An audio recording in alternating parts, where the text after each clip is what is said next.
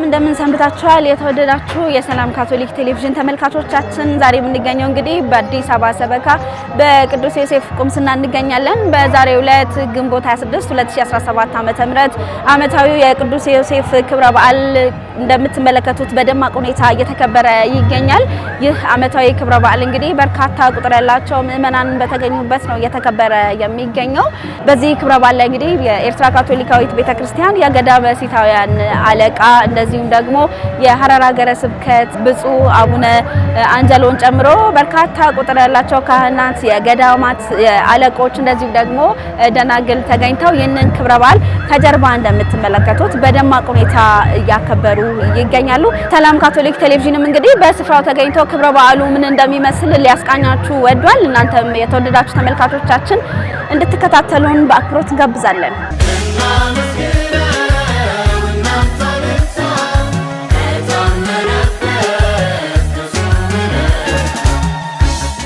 ብፁዕ ካርዲናል አቡነ ብርሃነ ኢየሱስ ሊቀ ጳጳሳት ዘካቶሊካውያን በመሩት መስዋዕተ ቅዳሴ ባስተላለፉት የእንኳን አደረሳችሁ መልእክት ቅዱስ ዮሴፍ ጻድቅ እንደነበረና በሕይወቱ ብዙ ፈተና ብዙ ችግር ይገጥመው የነበረ ቅዱስ መሆኑን ተናግረዋል። ቅዱስ ዮሴፍ ብዙ ችግር ቢገጥመውም ሳይቸኩል ቅድስት ቤተሰብን የመራና ቤተ ክርስቲያናችንን ከሚጠብቁ ቅዱሳን አንዱ ነው። ከቅርብም ከሩቅም የቅዱስ ዮሴፍን ዓመታዊ በዓል ለማክበር የመጣችሁ በሙሉ እንኳን ለ2017 ዓመተ ምህረት የቅዱስ ዮሴፍ በዓል በሰላም አደረሳችሁ አደረሰን።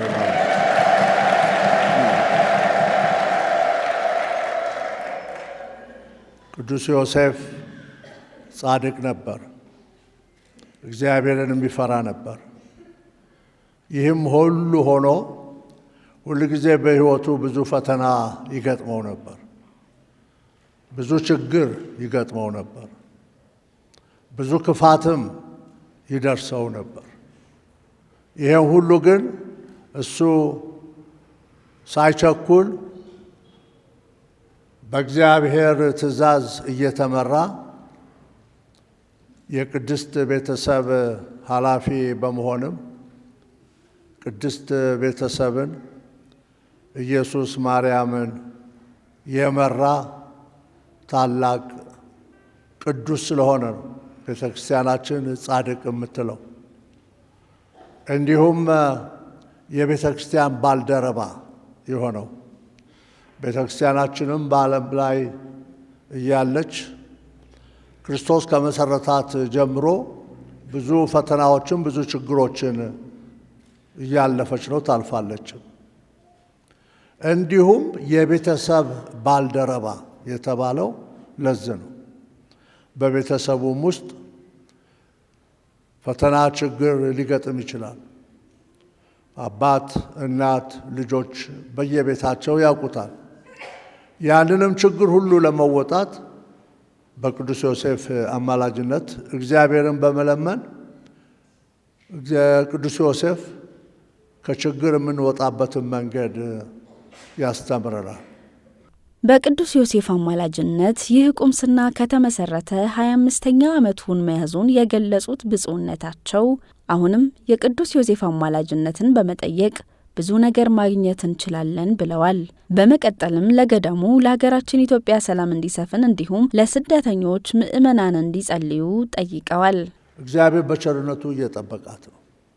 አሁንም በጸሎት ሰላምን ፍቅርን ሰጥቶን እንደ ጥንቱ ኢትዮጵያውያን እርስ በርሳቸው የሚዋደዱ የሚከባበሩ የሚደጋገፉ ለራሳቸው ደግሞ ብቻ ሳይሆን አልፈው ለጎረቤትም ጭምር ለስደተኞችም ለተቸገሩትም ጎረቤት ሰዎች ሁሉ ጎረቤት ሀገራት ሁሉ አለኝታ እንድትሆን ለሀገራችን ሰላም በቅዱስ ዮሴፍ አማላጅነት የምንጸልይበት ቀን ነውና እግዚአብሔር አምላክ ይሄንን በዓል የተባረከ የተቀደሰ ያድርግልን። የዕለቱን ቃለ እግዚአብሔር ያሰሙት ክቡር አባ ዳዊት ወርቁ በስብከታቸው ዮሴፍ ብዙ ዕቅድ የነበረው የሚሰራ የሚታተር ሰውም ነበር። እናም እግዚአብሔር በሕይወታችን ከዕቅዶቻችን በላይ መሆኑን በዮሴፍ ሕይወት ያየንበት መሆኑን አስተምረዋል።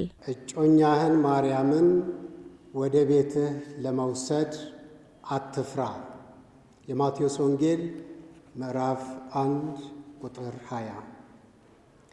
ቅዱስ ዮሴፍ ዛሬ ትልቅ ጻድቅ አድርገን የምናከብረው እንደ ማንኛውም ሰው የራሱ የሕይወት ዕቅድ የሕይወት ፕላን ነበረው። ትዳር መስርቶ መኖር ከዕቅዶቹ ውስጥ አንዱ ነበር። ቅድም ብፁዕ አባታችን እንዳሉት የሚሰራ የሚተጋ የሚለፋ ሰው ነበር። በሕይወት ውስጥ ግን በእኔም ሕይወት እዚህ በተገኛችሁም ሕይወት ውስጥ ብዙ ነገር ይከሰታል።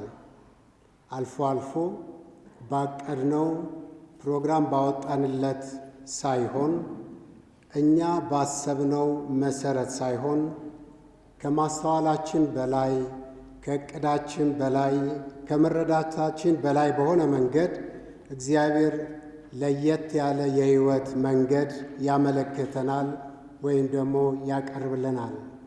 እኛ በአንድ መንገድ እናቅዳለን። ከሕፃንነታችን ጀምረን እንደዚህ መሆን እፈልጋለሁ እንላለን። እግዚአብሔር ግን ጣልቃ ይገባና ቅድም እንዳልኩት ከማስተዋላችን በላይ በሆነ መልኩ ልንረዳው ባልቻልነው መንገድ ሌላ የሕይወት አቅጣጫ ያመለክተናል። የመጀመሪያው የመለኮት ማደሪያ የሆነችውን እመቤታችን ቅድስት ድንግል ማርያምን ያገለገለው ቅዱስ ዮሴፍ ነው። እግዚአብሔር ዮሴፍ በምድር ላይ እንዲኖር የፈቀደለትን ጊዜ ሁሉ እመቤታችን ቅድስት ድንግል ማርያምን ስለማገልገሉም ተናግረዋል። ዮሴፍ እግዚአብሔር በምድር ላይ እንዲኖር በፈቀደለት ዕድሜ ሁሉ ማርያምን ጠበቀ፣ አገለገለ። አያችሁ የዮሴፍ ዕቅድና የእግዚአብሔር ዕቅድ ሲለያይ። እሱ እንደ ተራ ባለቤት ነበር የፈለገው። እግዚአብሔር ግን ይህችን የመለኮት ማደሪያ የሆነችውን ታቦት እንዲጠብቅ፣ እንዲንከባከብ፣ እንዲያገለግል ፈቀደለት። ከፍ አድርጎ ማለት ነው። ይህ የፈጣሪ ትእዛዝ ነው። ይህን ዕድል አገኘ። ከዚህ በኋላ ሕይወቱን የሚመራው ፈጣሪው ብቻ ሆነ። አሁን በዮሴፍ ዕቅድ ውስጥ ያለው የፈጣሪ ዕቅድ ብቻ ነው። የተባለውን ብቻ ማድረግ፣ መታዘዝ። ከጌታ ትውልድ በፊት ምንድን ነው ያደረገው? ቅዱስ ብፁዕ አባታችንም ጠቅሰውታል። ወደ ትውልድ አገሩ ይዟት ሄደ። በቃ አሁን የዮሴፍ ጭንቀት የለም። እዛ የሚያውቁኝ ሰዎች ምን ይላሉ? ሰርግ ሳልጠራቸው፣ ትዳር መያዝን ሳልነግራቸው፣ ከየት አመጣሃት? ማናት? ይህ ሁሉ ጥያቄ ለዮሴፍ ቦታ አልነበረው። ይሉኝታ ሳይዘው የተባለውን ብቻ አደረገ። እርሱ የሚገደው አንድ ነገር ነው፣ የፈጣሪን ፍቃድ መፈጸም። ምክንያቱም ዮሴፍ በሰማያዊ ነገሮች በእግዚአብሔር ዕቅድ ተሞልቷል፣ ተውጧል። ጌታ ከተወለደም በኋላ የሚባለውን የሚሆነውን እየተደረገ ያለውን እየሰማና እያየ እሱ የተባለውን የተሰጠውን ኃላፊነት ብቻ ይወጣ ነበር። ቅዱስ ዮሴፍ በዘመኑ ያስተላለፈው መልእክት አለ። ከዚህ ድካም ከምድራዊ ሕይወት ካለፈና ወደ ሰማዩ ከተሻገረን በኋላ ለእኔና ለእናንተም የሚሰጠን የሕይወት ምሳሌ አለ። የትዕግስትን ታላቅነት፣ የኃላፊነትን መንፈስ፣ ትሕትናን፣ ለመለኮታዊ ፍቃድ ራስን ማስገዛትን፣ እነዚህ ነገሮች ሁሉ አስተላለፈልን። በአደራ ፈጣሪ በእጃችን ላይ ያኖረውን መንከባከብ እንደሚገባን አስተምሮናል። ስለዚህ እጃችሁ ባዶ አይደለም፣ ሕይወታችሁ ባዶ አይደለም፣ ሕሊናችሁ ባዶ አይደለም። በውስጣችሁ የመለኮታዊ ጸጋ ሞልቷል። ቅዱስ ዮሴፍ በሕይወቱ ይወድ የነበረው የፈጣሪን ፈቃድ መፈጸም ብቻ ነበር። ቅዱስ ዮሴፍ የሚሰጠን የሕይወት ምሳሌ አለ። እርሱም ትዕግስትን፣ መንፈሳዊነትን መጠበቅንና በሕይወታችን መለኮታዊ ጸጋ እንዲበዛልን መጠበቅ እንዳለብን እንዲሁም ወላጆች ለልጆቻቸው ምን አይነት ወላጅ መሆን እንዳለባቸው አስተምረዋል። ሰላምንና የሰላም መንገድን መምረጥ እንደሚገባን ያስተምረናል በማለት ክቡር አባ ዳዊት ስብከታቸውን አጠቃለዋል። ቅዱስ ዮሴፍ መዘርዘር የማንችለውን ብዙ ነገር አውርሶናል። ወላጆች ለልጆቻቸው ምን መሆን እንዳለባቸው ነግሮናል። ስለዚህ ወላጆች ለልጆቻችሁ ምንድነው የምታወርሷቸው? ዮሴፍ ለዛች ቅድስት ቤተሰብ ራሱን ጭምር አወርሷል። የአባቶችና የእናቶች የቤት ስራስ ምንድነው ለልጆቻችሁ ትታችሁ የምታልፉት? የቤተ ክርስቲያን አገልጋዮች ለምእመናን ምንድነው የምናስተላልፍላቸው? ምንድነው የሚያገኙት? ምንድነው ያጡትስ? አምነን አሁን በምንኖርባት ዓለም በክርስቶስ ላይ ተመስርተን ኖረን ምንድነው የምንሰጣት ለዚህ ለምንኖርባት ዓለም? ብልጫችንስ ምን ይሆን? ስለዚህ እስካሁን ለማድረግ ዘግይተን ከሆነ እንደዚህ ምንም አላወረስን፣ ምንም አልሰጠው፣ ምንም አልመሰከርን የምንል ከሆነ እድሉ ገና አለና ለትውልዱ ጥሩ ስነ ምግባር ፈሪሃ እግዚአብሔርን እናወርሰው ዘንድ እዚህ የተገኘንም ቀደም እንዳልኩት መለኮታዊ ፍቃድ ዛሬ በተለያየ ስፍራ ያስቀመጠን ሰዎችም ኃላፊነት ነው። ንጹሕ ሃይማኖትን፣ ያልተበረዘ ሃይማኖትን፣ ሰላምንና የሰላም መንገድን መምረጥን ልናስተምር ልንመሰክር ይገባል። ምክንያቱም እንደምታውቁት ይሄ ምስጢር አይደለም። ሃይማኖትና ሰላም የቋንቋ ጉዳይ ብቻ ሆኗል። የተማረውም ያልተማረውም የሚያምነውም የማያምነውም ስለ ሃይማኖት ስለ ሰላም ሁሉም ይናገራል። የቋንቋና ምን ልበላችሁ የስብሰባ ማድመቂያ ርዕሶች ሆነዋል። ይሄ ለክርስቲያኖች አይስማም። ይሄ ለክርስቶስ ወገኖች አይስማም። በሰላም ኖረን በሰላም እንድናኖር ያስፈልጋል። በሃይማኖት ውስጥ ኖረን ሰው ፈሪሃ እግዚአብሔር እንዲኖረው ማድረግ ይኖርብናል ማለት ነው። በክብረ በዓሉ ላይ ከ26 ዓመታት በኋላ መገኘታቸውን ለጣቢያችን የገለጹት በኤርትራ ካቶሊካዊት ቤተ ክርስቲያን የገዳመ ሲታውያን አለቃ ክቡር አባ ንጉሴ በዚህ ክብረ በዓል ላይ በመገኘታቸው ደስተኛ መሆናቸውን ይናገራሉ። ከ26 ዓመት በኋላ ነው እዚህ የምገኛለሁ። ይህን በዓል ለማክበር በህዝቡ በጳጳሱም በእናንተ መካከል ተገኘ በማክበር በጣም ደስ ይለኛል እና የበዓሉ ድባብ በጣም የሚገርም የሚደንቅ መዘምራኑ ያሬዳውያን ማህሌቱ ከትላንት ጀምሮ በጣም ደስ የሚል ነው። መንፈሳዊነቱ ከውስጥ የሚጸልዩ በከፍተኛ ውስጣዊ እምነት እንዳላቸው የሚገልጽ ነውና በጣም ደስ ብሎኛል። እኔም ክቡር አባ ንጉሴ ባስተላለፉት የእንኳን አደረሳችሁ መልእክት የቤተ ክርስቲያናችን ጠባቂና አባት ለሆነው ለቅዱስ ዮሴፍ ዓመታዊ ክብረ በዓል እንኳን አደረሳችሁ በማለት ኢትዮጵያውያንንና ኤርትራውያን አንድ ሕዝቦች በመሆናችን ላሳያችሁን ፍቅርና አክብሮት እናመሰግናለን ብለዋል። ሁሉም ካቶሊካውያንና ክርስቲያን የቅዱስ ዮሴፍ ወዳጆች እንኳን ለዚህ ቅዱስ ዮሴፍ በዓል አደረሰን። ቅዱስ ዮሴፍ የቤተ ክርስቲያን ጠባቂ፣ የኢየሱስ ክርስቶስ አሳዳጊ፣ በዛም በኩል የቤተ ክርስቲያን አባላት ስለሆንን የእያንዳንዳችን አባትና ጠባቂ ነውና በጣም ደስ ይለኛል። በሁሉም ቅዱስ ዮሴፍ ይጠብቀን። ለቤተ ስድራ ቤትንም ይሁን በግልም ይሁን ቁምስናችሁ ሁሉም ሰላሙን ደግሞ ከልጁ ከኢየሱስ ያውርድልን እላለሁ። በክብረ በዓሉ ላይ አግኝተን ያነጋገርናቸው ምእመናን በበኩላቸው ክብረ በዓሉን በደመቀ ሁኔታ ለማክበር ያደረጉትን ቅድመ ዝግጅት ነግረውናል።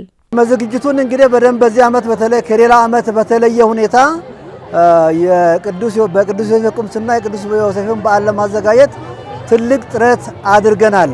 ቀደም ብለን ነበረ ስንዘጋጅ የቆየ ነው። እንደምታዩን አንድ አይነት ቀሚስ በማሰፋት በተለያዩ የቤተ ክርስቲያን አገልግሎቶች በመሳተፍ በገንዘብም በጉልበትም የተሳተፉ ምእመናን አሉ። ያው እኛ ባንችልም የሚችል ደግሞ በጉልበቱ ያንን ያደረገ አለ። ጥሩ ነበር ዝግጅቱ። በጣም ቅድመ ዝግጅታችን እጅግ በጣም ቆንጆ ነበረ። እርስ በርስ በመናበብ ምእመናንን በማሳተፍ እናቶችን በማሳተፍ የቅዱስ ዮሴፍ ማህበር አለ በቁምስናችን ውስጥ እሱ ሙሉ ለሙሉ በማሳተፍና ምእመናን ምክር ቤቱና ቆሞሱ በጋራ በመሆን ሁሉንም አይነት አስፈላጊ ነገር ዝግጅቶችን በሙሉ ከኖቬና ጀምሮ ከጸበል ጻድቅ ከሁሉም ነገር ጀምሮ በትክክል ተቀናጅተን እየሰራን ነው ብለን እናስባለን። የዘንድሮ የቅዱስ ዮሴፍ ዓመታዊ ክብረ በዓል ከአምና በርካታ የሚለዩት ነገሮች እንዳሉ በመግለጽ ለመላው ካቶሊካውያንና ለቅዱስ ዮሴፍ ወዳጆች የእንኳን አደረሳችሁ መልእክታቸውን አስተላልፈዋል። የዘንድሮ የቅዱስ ዮሴፍ በዓል በእውነቱ በጣም ደስ የሚልና ደማቅ ነው። የተለያዩ ምክንያቶችም አሉት። በተለይም እንደ ቤተ ክርስቲያናችን ያለፉት ርዕሰ ሊቃነ ጳጳሳት አገልግለው እግዚአብሔር በጊዜው ጠራቸው። ነገር ግን ደግሞ ምትክ ርዕሰ ሊቃነ ጳጳሳት ባገኘንበት ማግስት ወይም ወር ባልሞላ ጊዜው ስለሆነ የቅዱስ ዮሴፍን በዓል ከሌላው ጊዜ ሁሉ ትንሽ ደመቅ ያደረገና የተለየ ያደርገዋል። በጣም ነው ደስ የሚለው፣ እጅግ በጣም ነው ደስ የሚለው። እግዚአብሔር አምላካችን እድሜ ሰጥቶን ይህን ለማየት መብቃቱም ትልቅ ነገር ነው። በጣም ያደግነው የተወለድነው የኖርንበት ቤተክርስቲያን ነውና ለዚህ መብቃት በጣም እጅግ በጣም የሚያስደስት ነገር ነው። የድሮ ካህናቶች መተው ስናይ እዚህ ተማሪ የነበሩ ወደ ኤርትራ ሄደው እንደገና ደግሞ ካህን ሆነው መተው እዚህ በቅዳሴ ሲያገለግሉ ስናይ እጅግ በጣም ነው ደስ የሚለው። ቅዱስ ዮሴፍ ክብረ በዓል ዘንድሮ እጅግ በጣም ደስ ይላል። ዘንድሮ ቤተክርስቲያናችን የተሰራበት ወይም ህንጻው የተሰራበት 25ኛ ዓመትን እያከበርን ያለ ነው። እጅግ በጣም ደስ በሚል ሁኔታ ግቢውም አንዳንድ የማስዋብ ስራዎች እያደረግን ነው። እጅግ በጣም ደስ ይላል። በጣም ብዙ ምዕመናኖችም ተሳትፈውበታል። በጣም እጅግ ደስ የሚል የቅዱስ ዮሴፍ ክብረ በዓል እያሳለፍን ነው የሚገኘው።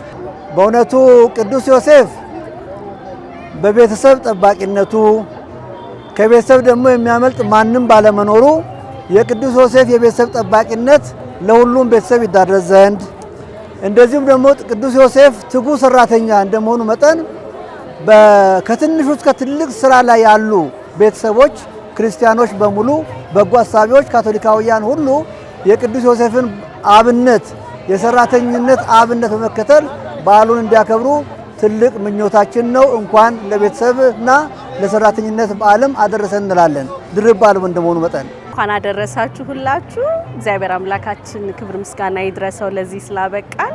እንኳን አደረሳችሁ። ካቶሊካውያንና ለቅዱስ ዮሴፍ ወዳጆች በሙሉ ክብረ በዓል ዛሬ የዘንድሮ ዓመታዊ ክብረ በዓል እንኳን አደረሳችሁ ላለው እንኳን አደረሰን። እግዚአብሔር ይስጥልን። በክብረ በዓሉ ላይ የተለያዩ መንፈሳዊ ዝማሬዎችን ሲያቀርቡ የተመለከትናቸው የኤርትራ የባረንቱ አገረ ስብከት የኩናማ ብሔረሰብ አባላት ለጣቢያችን በሰጡት አስተያየት በቅዱስ ዮሴፍ ዓመታዊ ክብረ በዓል ላይ በመገኘታቸው ትልቅ መንፈሳዊ መባረክን ማግኘታቸውን በመግለጽ ለመላው ኢትዮጵያውያንና ኤርትራውያን ካቶሊካውያን በሙሉ የእንኳን አደረሳችሁ መልእክታቸውን አስተላልፈዋል። አሳናይ አና ቅዱስ ዮሴፍ ፉርዳታና እና ፉርዳ አንተና አታና ሱሉማ በካኮ ኮማሲ ታማ ከሴሰ ፉርዳ አንዳ እናለ ካርዲናላ ብርሃነ ኢየሱስና ፓፓ አንጋዴና ኢዳኑኮ ኤርትራን ኪቡን ኮሎሚ አርቴ ኮስኬ እናለ ካንቲን ኮሲያ ከሴሰ ፋሽኖስማ አድቢዋ ከሴሰ ኪኮክሳሳን አልኮሲያ ካላሳ አብኛ አናስ ፋይዳስማ ኤዴ ተኮስኩታኬ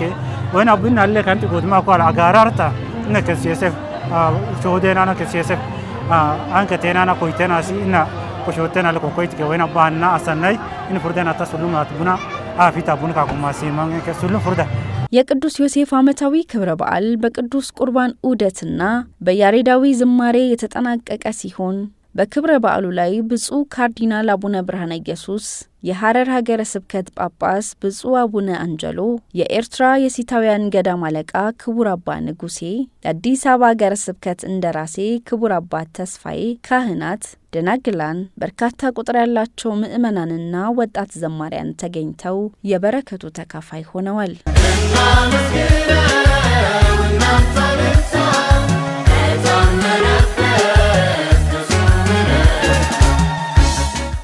የተወደዳችሁ ተመልካቾቻችን እስካሁን ድረስ እንግዲህ ስትከታተሉ የቆያችሁት በአዲስ አበባ ሰበካ በቅዱስ ዮሴፍ ቁምስና ተገኝተን ወደ እናንተ ያደረስንላችሁን ዓመታዊውን የቅዱስ ዮሴፍ ክብረ በዓል ምን እንደሚመስል ያስቃኘናችሁን ፕሮግራም ነው። እንግዲህ ቀደም ሲል እንደተመለከታችሁት ክብረ በዓሉ እጅግ በደመቀና በአማረ ሁኔታ ነው የተከበረው። እንደተመለከታችሁት በርካታ ቁጥር ያላቸው ምዕመናን ተገኝተዋል። የቆሞሳት እንዲሁም ደግሞ የገዳማት አለቆች ተገኝተው ክብረ በዓሉ እጅግ በደመቀ ሁኔታ ነው የተከበረው። እንግዲህ ተመልካቾች እናንተም ከኛ ጋር ሆናችሁ ይህንን ፕሮግራም ስለተከታተላችሁ እጅግ አድርገን እያመሰገንን ከቀሪ የጣቢያችን ፕሮግራሞች ጋር መልካም ጊዜ እንላለን። መልካም በዓል።